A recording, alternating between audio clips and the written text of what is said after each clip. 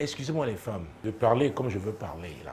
Il y en a qui quittent le pays, vont dans certains autres pays, et elles, parce qu'elles sont légères, elles grillent leurs cartes. Ah oui, dans leur communauté d'origine, et parfois même élargissent, n'est-ce pas, leur légèreté sur le continent africain, là-bas. Maintenant, personne ne peut les épouser. Elle est obligée de changer pour aller recommencer où on ne la connaît pas. Et beaucoup aujourd'hui importent leur mari, c'est-à-dire qu'elles viennent chercher. On leur dit, il y a tel homme, on leur dit, elles viennent, regardent, elles disent, je prends. Et elles vont veiller pour que, n'est-ce pas, aucune, parce qu'il y a des prédatrices, peut-être elles-mêmes, a gâché les mariages des autres. Et maintenant, on dit, on va te faire ça dur. C'est leur langage. Maintenant, ils viennent ici chercher leur part de mari. Mon Dieu, j'allais appeler ça une esclave. Vous savez, on a beau être réservé, mais il y a des moments, il faut être dur. Dur parce que l'homme croit qu'il est indépendant. Mais je le rappelle, nous sommes des êtres dépendants. Dépendants de qui? De notre Créateur. Il nous a donné son souffle.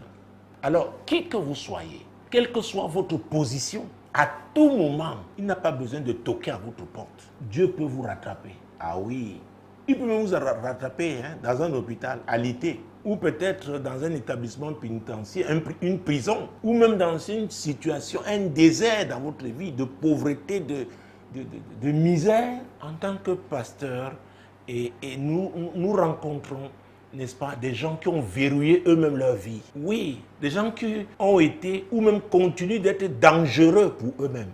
Ils croient que dans ce sport, ils réussissent, ils ont du succès. Parfois, ils arrivent ici en vacances au pays, tellement ils snobent les gens. On ne sait pas ce qu'ils font là-bas. Oh mon Dieu, ça me rappelle une histoire.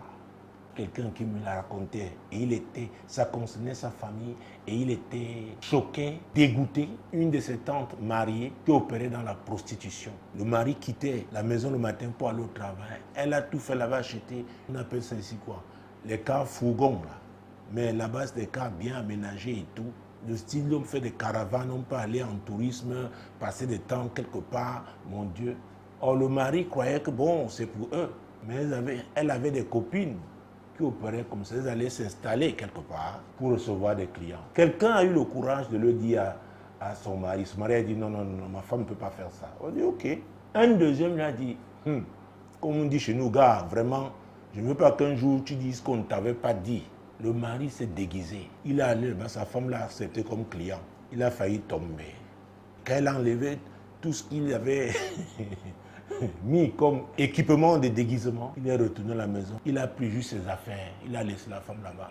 Et celui qui me racontait cette histoire a donc parlé, je ne citerai pas le nombre de ses tantes qui faisaient partie donc de ce genre de groupe et qui viennent ici construire des maisons. Il m'a dit, je suis dégoûté.